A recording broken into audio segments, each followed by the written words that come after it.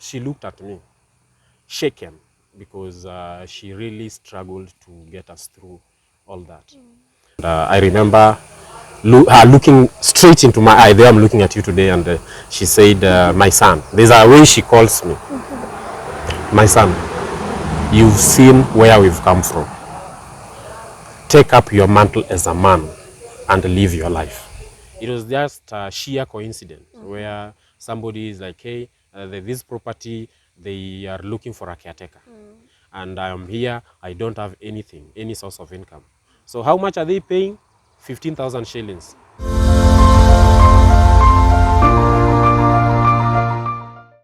Hi. Hi. Kindly introduce yourself. My name is Felix Otieno. I'm a realtor by profession. I am majoring in real estate and property management. Yeah, that is basically my profession currently. I don't know whether I'll change in future because I've changed severally. Maybe these are transition, maybe not, depending on where the money is. Because, you know, we came in this city to look for To look money. for money. Yeah. Yes. So basically, that's what I do for a living. Education-wise, or I start from where I was born. I was born in Nairobi, raised in Mwiki. Mwiki is in Kasarani constituency. Up to around class 4, when my dad passed on, then we relocated to home, Anding Opanga, in Nyakach constituency. That is where I was bred. It is in which county? It's in Kisumu County. Okay. Yeah, we are people from Kisumu County. So I was bred there, and I joined my primary school there called Andingo Olashi, P.O. Box 32 Ramba, private bag. Okay. Then I graduated from primary school, went to secondary school, Andingo Panga Secondary School, P.O. Box 240 Sondu, code 4109 Sondu. Okay. So that is where I did my secondary school. Then I successfully cleared secondary school. Though I didn't get the marks or the grade that I wanted, but I was the best in our school. We had our own fair share of challenges being a village school. One clear thing that I remember with our school is that people pride in school buses. Ours didn't have even a fence. So if only I was in Alliance High School, I would have been the best in the country.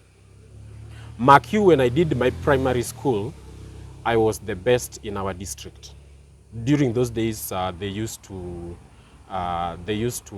grade learners in the entire. They started from the school, the zone, the district, going up. So in our district, I was the best.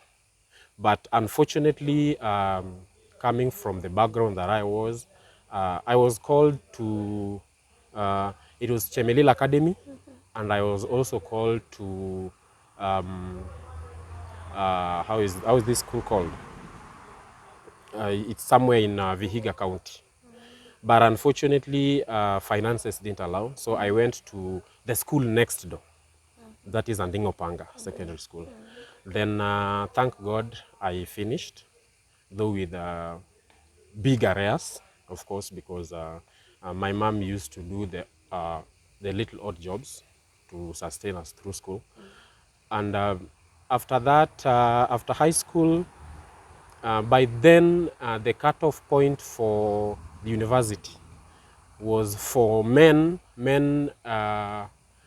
It was 79. Ladies was 78. Okay. I didn't get there. So unfortunately, I didn't get enough grades to get me to university through the Joint Admission Board. But later, God did whatever He did, and I managed to go to the university. Now, after high school, I remember when the results came, I sat down with my mom and I asked her, now, I want to go to school. And she looked at me, shaken, because she really struggled to get us through all that. And she was very, very much shaken. And I remember her looking straight into my eye. There I'm looking at you today. And she said, my son, there's a way she calls me. My son, you've seen where we've come from. Take up your mantle as a man and live your life.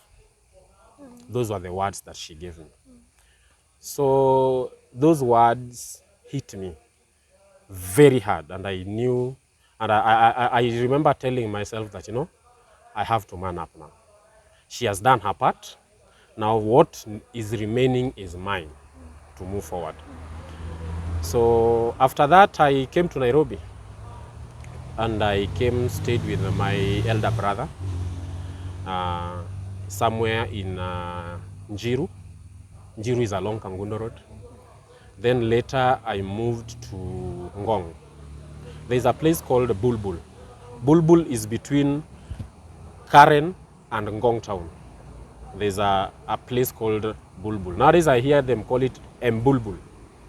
So that's where I went, and that's how I started my life. There's is it called a quarry? Where people mine stones, and so so I went there. Did that job for around 4 or 5 months. I remember we were being paid 150 shillings a day. So later I joined college. But before then, I had a passion. I wanted to be a journalist. So I didn't know how to go about it. I didn't know anything about Kenya School of, is it called Kenya Mass? The Kenya School of Mass Communication. These colleges that offer the courses in journalism. I didn't know. I only knew about University of Nairobi. And of course, that is the only university you can get to know when you are up country. In the villages, they only know of University of Nairobi. True. And maybe Moi University. Moi University. The rest, you only see them on newspapers, which of course you will not find anywhere. So I remember I went to the college, and at the back of my mind, when I was enrolling, I knew I was doing something to do with communication. Only to realize 2 semesters later that I was doing information science. Oh my God. That is library and records management. Now, bear in mind, I'm the one sponsoring myself through this, because I used to work at night and go to class during the day. Let me ask you, while you were joining the school, did you get the registrar, or was there a dean there who could advise you, and you get to know the kind of course that you are taking? Or what happened? Well, I remember I shared my passion, or rather my dream, with one of my high school teachers. And he told me that he knows of a college where he can help me get this education. So he went and got the prospectus. Remember, where I was coming from, there was nothing like career guidance. Talk, yes. There was nothing. Go to school, do your thing, get those grades, sort out yourself. That is where I was coming from. So when I saw the course, it was written information science. I was like, wow, my dream has finally come to pass. So I only learned that I was doing library and records management in the 2nd semester. When a unit was introduced to us called, was it archival studies or something? So I was like, this is not what I subscribed for. So I remember I went to the head of department and I asked before her. Going to the head of department, did you think of calling back your high school teacher and maybe asking him, are you on the right path? Or mine was, I have started. It is a dream that I never knew would ever come to pass. Stepping into a higher institution of learning was, number one, a dream come true. So the excitement behind it and everything could not allow me again to start following up on some of these things.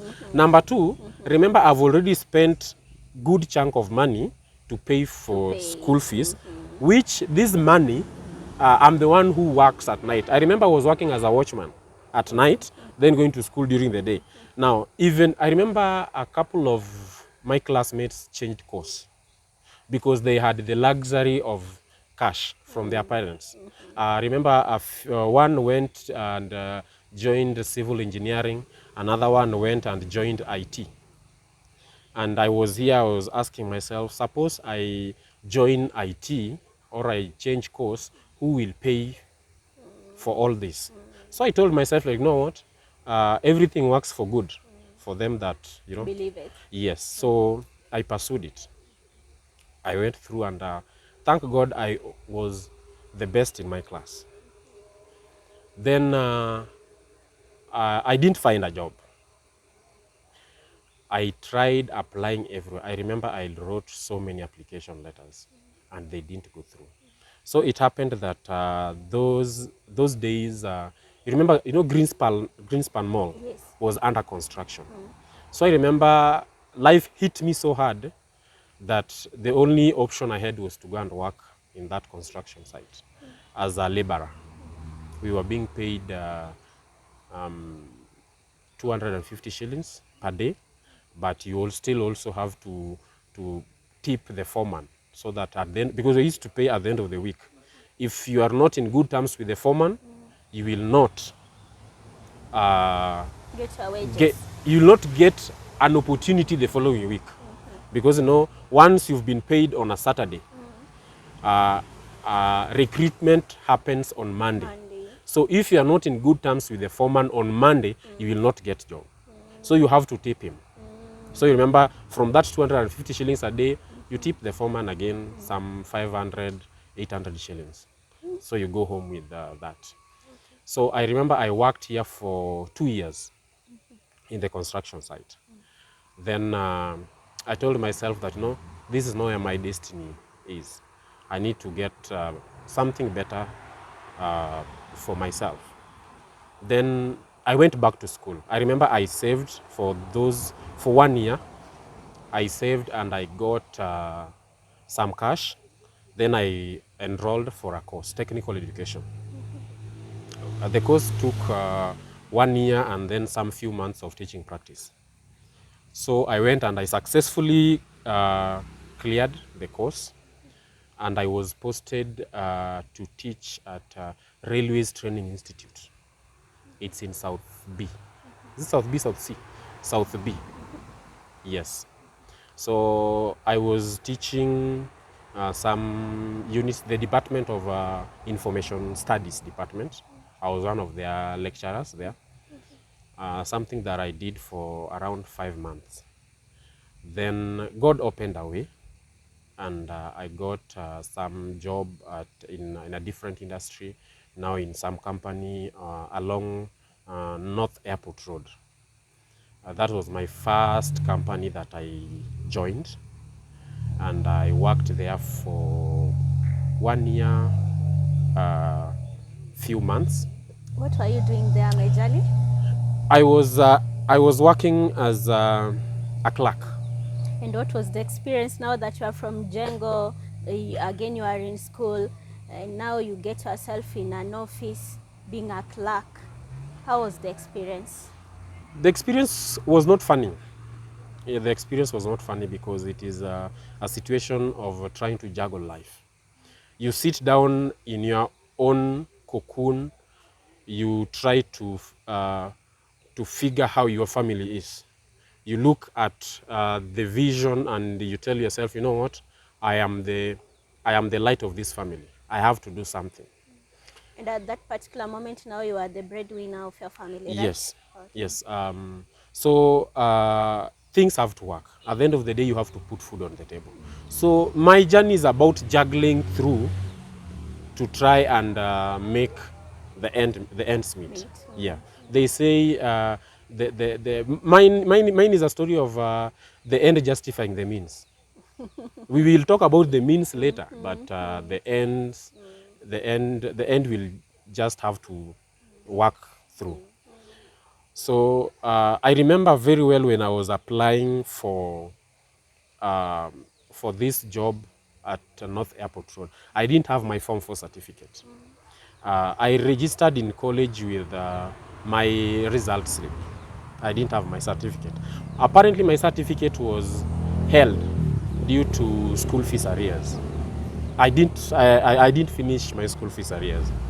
So, so when I got this job, I remember I'd saved a few cash. So that's when I went and got my Form 4 clearance certificate, because I had very huge arrears. Yeah, so after that, the journey started. I worked there for 1 year and a few months. Then I was fired. What did you do? I think I had a lot of baggage, and I was using the archaic ways of expressing myself. When I got fired, I remember I fought with my boss in the office, and it was nasty, and they didn't understand where I was coming from. I was coming from the pains of the family, the pains of the past, the struggles. Now I am here. Somebody is. I think maybe I'll say I was young and stupid or something. Maybe, but again, emotionally, you are not well. Yeah, yeah. I was not emotionally. Mentally. I was not emotionally stable, even when I was getting And into also this. mentally, right? Yes, because when I'm alone, I think a lot. When I'm with people, I am this bubbling guy. But uh, after being fired, it took me around 6 months without a job. How are you surviving then? I remember one thing that really helped me. My mother taught me the art of saving. In this company, I was being paid 20,000 shillings a month. And in these 20,000 shillings, I had to save and do every other thing. So I remember I had a tendency of saving 5,000 shillings every month. So at least I had something, because I was staying in a house where I was paying 2,000 shillings. And I was doing my budget here and there. My mom also did not expect too much from me, because I used not to expose so much about me, because I was trying to protect her. She's this lady who loves uh, covering everything. Like if even if I call her right now and I tell her like, hey mom, I'm going through this and that, the next minute you'll find her here. So I didn't want to paint her the picture of me struggling with anything. I wanted just to tell her that everything is okay. So after 6 months, I got a job in a real estate company as a caretaker along Mombasa Road. I was a caretaker of some residential flats where I worked, and the boss was impressed with my job. Remember, I've not done anything about real estate, property management, or whatever. I didn't do anything. It was just a sheer coincidence where somebody is like, hey, this property, they are looking for a caretaker. And I'm here, I don't have anything, any source of income. So how much are they paying? 15,000 shillings. Like, deal, let's take it up. Inclusive of your stay there? No, I was not staying there. I was staying a different place. So when I went, they interviewed me, the normal caretaker interviews, and then I Unaweza challenged osha them. nyumba vizuri. Unaweza osha nyumba, stima ikipotea, unaweza jua stima, either stima imepotea ama ni face imepotea, ama ni I mean circuit imetrip, such kind of things.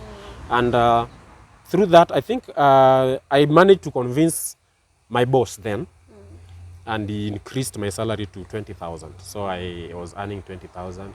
After deduction, all those they're called statutory deductions, Yes. it's coming to around 15,000. So I worked for this company for 4 years. Now, during these As 4 a years, caretaker. no, I started as a caretaker. They were impressed with my job. For how long did you work as a caretaker? I worked as a caretaker for I think around 5-6 months. Okay. And Then- you graduated. Yes, You must have been a good caretaker. I was a good caretaker. Anybody out there who wants a caretaker, see me. I can do some good job. Okay. So then after that, I was taken to the office, the main office. Now I graduated from looking after one property to looking after several properties. Now I was given the name property manager. Yeah, Okay. property manager. I love this man. I love this boss. He has really done so much to me. He has participated so much in shaping my life. So he gave me an opportunity to grow. I remember he called me one day in the office and he told me, it is your time to shape your life. And I told him I'll never disappoint you.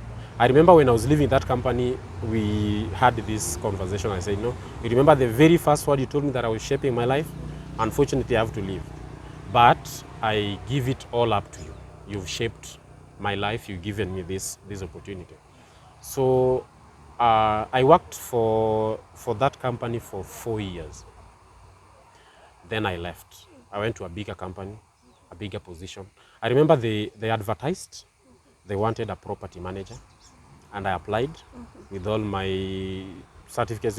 Those days I applied and attached everything that I had, including sports certificates, those certificates that you're given when you participate in sports, music festival, everything, drama. I attached every certificate that I had just to get this opportunity. Thank God that I got the opportunity, and that is where my star started shining. And during this time, and I remember I started now to say that, all those things that my mom sacrificed for me to be where I am, I have to do them. So I went. Fortunately enough, we had land, so I didn't have to go through the hassle of buying land. But one thing that I thank God that He gave me the opportunity to at least build for her a decent house, which she is priding in till today. So that is one of the greatest things I have. Properly fenced, everything, electricity, water. She is good, and then I got her some money, capital to start her business, and she's doing well. Now I am here at least when I go home. What about your siblings? My siblings, yes, we are 3. 2 boys and 1 girl. Okay. Everybody is doing well in their own way. But unfortunately or fortunately, we are coming from a background where it's you. We've struggled. We've struggled when you are young. Now we are adults. Everybody shape your life and move on. So that is the setup of our family right now.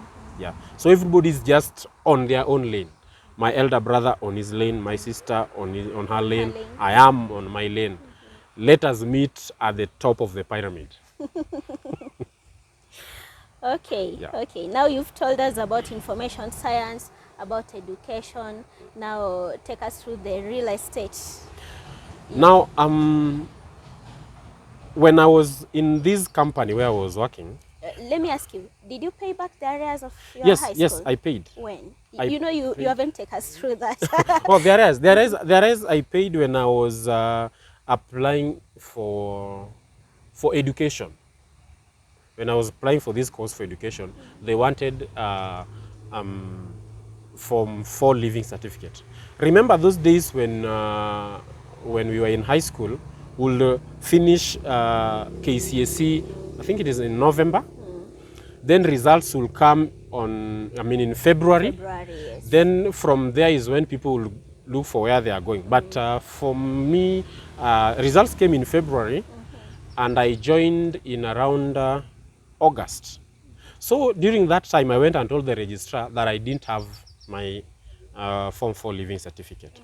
So he told me that I could apply. I go get a recommendation letter from the chief, a recommendation letter from the principal, or head teacher.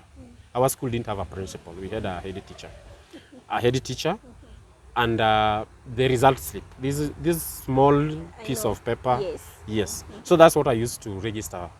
And then later when I was enrolling for education, they insisted that they wanted Form 4 living certificate. So I had to go and pay my fee arrears for me to get.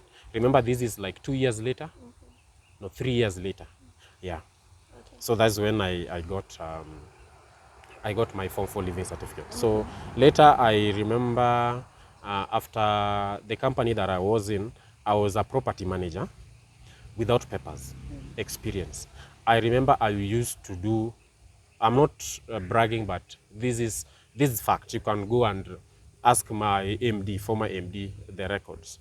My work was speaking for myself. I remember I was heading a department where we had people with masters in real estate management. I remember my assistant had masters from University of Nairobi, and then there was this lady who had a degree. Remember, I even didn't have a diploma in real estate, on any paper on real estate, but out of sheer experience and sheer determination, I had this. So that is when I remember my MD calling me and told me that, hey, I think you need to do something about your papers. I'm happy because I'm happy of what you're doing, but you know, when you're applying for tenders, they want papers.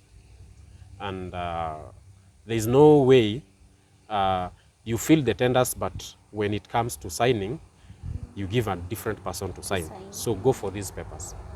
So it happened. I went and enrolled at the University of Nairobi, and I went through that course. Very hard, very tough, because you know, during the day you are working. In the evening you are in class. At night, you're reading, you're doing all this research. Then the following day, everything, you are at work and everything. But thank God, I became the best of that class. Wow, congratulations. The best of that class during that year. And that is how my journey was. Fortunately enough, I left that company. I joined a different company where I got better opportunities, challenging opportunities. And I am here today as a registered real estate agent, registered with all the required bodies. I have them. So in my name on my professional papers, I just don't write Felix Otieno. I write Felix Otieno, comma, initials. You know, Yes, those yes, initials, yes, yes. professional initials, Professional initials. which is a good achievement on my side, because I look back and I say, you know what, out of all this, so much has happened, and I am here today. I didn't have a roadmap that when you're born, you go through school, after school, you do this, after this, you do that. Mine was not that. Mine, 10 step forward, 15 step back, another 5 step forward. At the end of the day, the pyramid is shaping. Yeah. So right now, what are you looking forward to? I would not like to give a specifics of it, but I'm giving my best in my current position in the company I'm serving. But it is my prayer. It's my prayer that I'll set up my outfit, and because I've worked on so many things, I'm a result of trial and error. I believe that God will give me grace to have this done, because it's my prayer that one day I not be employed again. I want to be an employer. I want to start my own thing. But that does not mean that I'm not doing other things. I'm doing other things, but not on registered entities. They are not registered entities, but I would like an outfit that is registered and something good.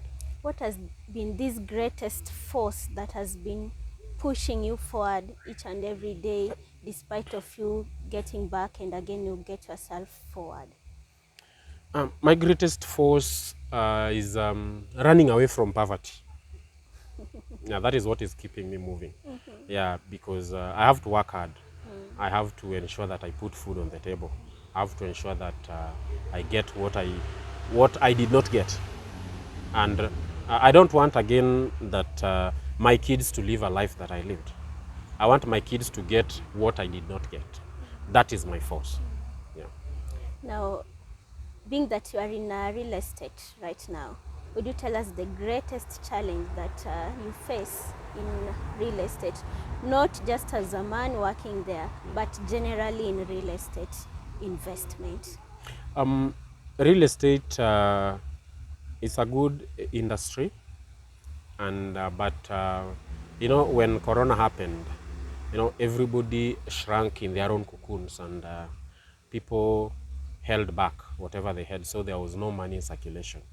So it is an industry that is quite challenging as at now, because people are not taking up spaces, people are not buying. Those that are selling, there are no buyers. Selling you'll find, because people are, developments are coming up every corner of this world. But where is the money to put in there? People held back everything. You remember, a good example, I remember when I walked into a supermarket in Karen, and when Corona started, everybody was rushing to buy tissue papers. Yeah? And everybody was rushing to hold the little that they had, at least for the unforeseen future. That is what basically has affected the industry. But now, being that the economy is opening up, things are coming back. I'm seeing we are getting clients to the products we are having. I'm seeing people are coming, their inquiries here and there. And we could say that there's light at the end of the tunnel. Yeah. Okay, finally, as we finish, I would like you to look at the camera. Advise youths outside there. Let not the means justify the ends, as long as you are having your clean money. I've had so many friends of mine who, when they get opportunities, they say, hii nafanya tu kujishikilia. You are lying to yourself. Do what you have to do. What is in your hand, have it done. One thing that I always say and I always believe in, if I get an opportunity to do something, I will give my best in it. Not for any other person to see, but I believe I am doing it for my own gain. If it is washing the toilet, you don't know who is looking. If it is serving in that restaurant, maybe you've had your degrees and you're telling yourself that, you know, this is not the best thing that I bargained for. No, it is the best thing that you're having right now. Do your best. You never know the door that is going to open. It will open. Maybe it will not open in the industry that you trained for, but at the end of the day, it will open. Do your best in anything that you're having. Thank you so much, Felix, for coming today. We truly appreciate. Hoping soon we'll get back to you again and maybe interview you more, including your mom or either one of your siblings. Yeah. You've really pushed yourself forward to ensure that you meet the ends, and I know you are still meeting the ends. Yeah, true. Yeah. Sawa sawa. We appreciate you coming here. Karibu tena siku nyingine. Thank you very much for having me. I appreciate, and it's a good initiative, and for me to share my stories, for somebody else to share their stories, and then we learn from each other. It's a race away from poverty, not a race against each other. Yes. Yeah, sure. Very true. Guys, thank you so much for watching. We will share our video outside there. See you again next time. Bye bye.